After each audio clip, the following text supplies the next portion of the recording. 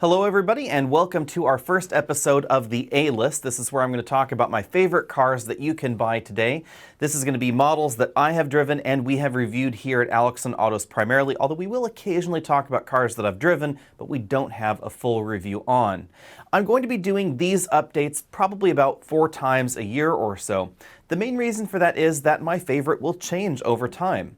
As I've said before, manufacturers generally don't design their vehicles to be class middling or class trailing. So unless they've gotten something a little bit wrong in the design process, or they didn't expect a competitor to do what they did in their recent product, usually the new entry in the segment is going to be at least towards the top of the pile. That means that if you're watching one of our video reviews a year or 2 years later, my opinion may have changed on what I would pick if I were shopping in that segment.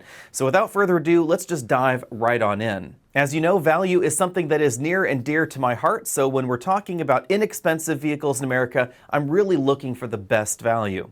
If you're shopping well under $20,000 for a new car, then I would seriously take a look at the Kia Rio at the moment, both the sedan version and the hatchback, although the sedan is going to be a slightly better buy. The Rio is relatively attractive, it has a very long standard warranty and reasonable fuel economy in this generation. If you're looking for something with a little bit more of a crossover flair, then the Honda HR-V is an excellent entry. Honda recently refreshed it, that brought more of their active safety features down to lower end trims, and overall pricing is very competitive in the subcompact mainstream crossover segment. Moving along to the mid-size sedan, also known as the family sedan sometimes here in America, my top pick here would be the Honda Accord. I've spent about the last year or so really trying to figure out whether I would get a Camry or an Accord if I were shopping in this particular segment, but I have to say, after having recently driven the Honda Accord Hybrid again, I have to say that my top pick has to be the Accord.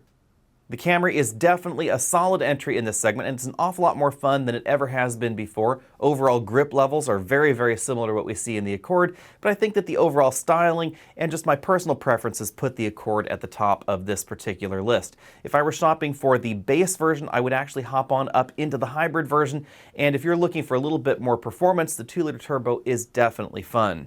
That takes us along to the family vehicle category that has been killing the midsize sedan in America, the compact crossover. This is where we find the new RAV4, the Honda CR-V, the Mazda CX-5, etc. At this point in time, I have to say that my decision is a little split. The Honda CR-V wins my choice for the lower end trims as well as for practicality, but if you're looking to spend a little bit more and want a little bit more fun, then the Mazda CX-5 with the new 2.5-liter turbo is definitely my pick in this segment.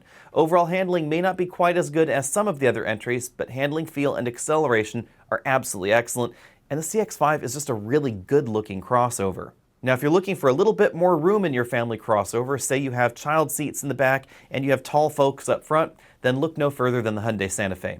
It's a great step up from this segment because base models don't cost too much more than mainstream entries in the compact segment, and we get a decent amount more room on the inside. If you're shopping for something a little bit larger, then I would say for families, the Volkswagen Atlas would be my top pick. It has excellent child seat practicality in the second row. It's also big and comfortable.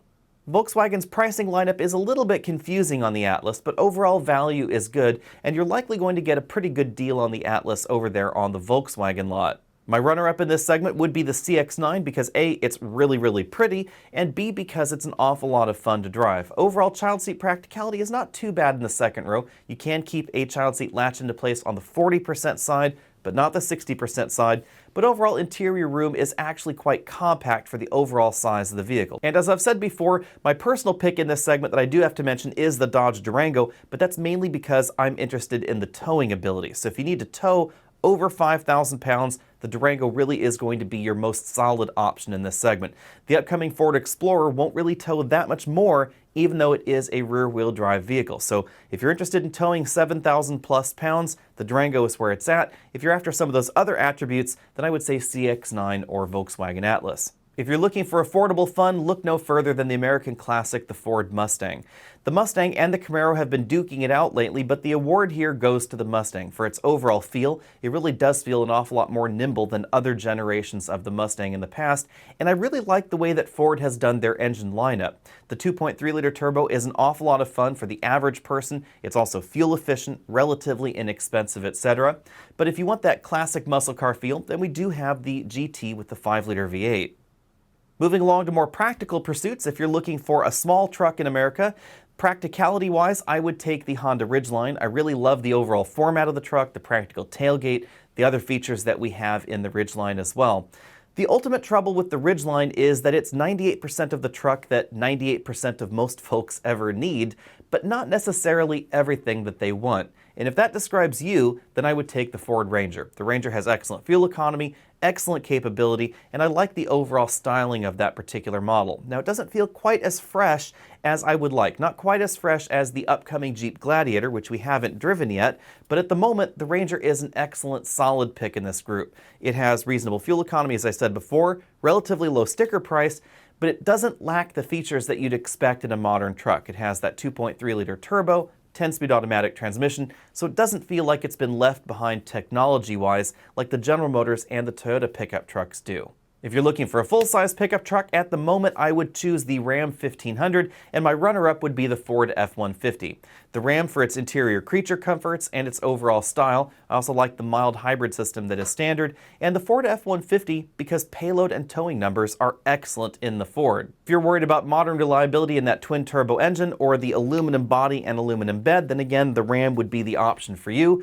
But if you're looking for, again, those high payload and towing figures, that's exactly what we get out of the turbo engines, the 10-speed automatic, and the aluminum body. Moving over to luxury vehicles, a segment that really seems to be on fire in America, let's talk about the hottest subgroup, the subcompact crossover. There are a lot of solid subcompact crossovers in America, and a lot of them have been very recently refreshed, the Q3, X1, X2, etc. But I have to say, if I were looking for my top pick in this segment, it would be the XC40 at the moment. But stay tuned because hopefully we'll be driving the new 300 horsepower BMW X2 soon, and that might take our top pick here. Stepping up a size, the ACURA RDX is also a top pick here because it just is an excellent value when compared against the European competition. The RDX does come across as at least a semi-step below the mainline European entries when it comes to overall interior quality, especially if we're talking about the Volvo and the Mercedes options, but the RDX is just a really good value, and it also delivers excellent performance and excellent handling in its base form. Overall value is also why the MDX is on my top pick list for the 3-row crossovers. However, I also have to say that here, the Volvo XC90 makes a good proposition for itself, and the upcoming BMW X7 looks very, very tasty. If you're looking for a more premium 3-row crossover with a little bit of room on the inside, the X7 ought to definitely be on your list. Moving over to more traditional luxury vehicles, the Mercedes-Benz C-Class would be my top pick in the compact sedan category. I love the way the interior and the exterior look in the C-Class, and Mercedes has updated it this year and given it their latest infotainment system. They've also tweaked some of the interior parts to help keep it the premium entry. Now, with that premium feel does come a premium price tag, so do keep that in mind. I'd be remiss if I didn't mention the Tesla Model 3 in this segment because the Model 3 has been selling incredibly well in America and, of course, worldwide. BMW has really taken a hit when it comes to overall sales in this segment because a lot of those shoppers are actually looking at the Model 3 now. Overall performance is excellent. Range is definitely where it needs to be in this particular group for a modern electric vehicle, although build quality does fall behind a lot of the competition here. Of course, the big deal for Tesla is in the luxury segment, brand counts for a lot, and the Tesla brand is definitely worth a great deal. The Model 3 is also relatively easy to live with. And recently, Tesla has also said that the prices are dropping, so if you're looking at getting one that's a little bit more affordable, that definitely is going to be a big seller in this particular segment. Moving on up to the next segment, we have the Mercedes-Benz E-Class, the BMW 5 Series, etc. But my top pick here would be the 5 Series. Or if you're looking for something a little bit off the beaten path, the Volvo S90. If I had to pick just one, it would be the M550i because of the value that we find in that particular model. We have excellent performance and definitely better performance and better handling than we find in any of the competitors for similar price tags. So if you're looking, for instance, at even top-end trims of the Volvo S90, you might actually be able to get a BMW M550i with even better 0 to 60 performance. There you have it. That's been our A-list for the second quarter of 2019. Be sure and let me know what you think about that down there in the comment section below, and let me know if you want me to talk about other categories in our next update video. In the meantime, be sure and stay tuned for upcoming reviews on the Jeep Gladiator. I'm very excited to see what that's going to be like. We'll also be driving the new Silverado and Sierra heavy-duty trucks. I'm really excited about those because they're going to be the first entries in this segment to give us 10-speed automatic transmissions, and that should be a big deal when it comes to overall towing performance with the diesel engine. Be sure and look out for a video on the Subaru Legacy coming up soon. It's one of the only midsize sedans in America with all-wheel drive, and all-wheel drive is standard on it, whereas it's optional on any of the other options that have it. And last but not least, stay tuned for the upcoming crop of Lincoln products, because Ford really seems to be on a roll with the Lincoln brand right now. We have the upcoming Lincoln Aviator and, of course, a number of other refreshed products coming up soon. But the Aviator is what I'm really interested to see, because this is really the first American direct competitor to an entry like the BMW X5, or arguably the X7 even, because at this point in time, all the Cadillac options are front-wheel drive, and Lincoln really seems to be doubling down on rear-wheel drive, high-performance options, and plug-in hybrids. So I'm really excited to see what that model is going to be like. In the meantime, head over to facebook.com/AlexNautos so you can see what I'm driving this week. And if you want to support this channel, click up there to the top of your screen. If you want to check out any of the reviews of the vehicles that we've discussed, if they're available, then look down there in the description of this video. Links should be down there by now, and I'll see you next week.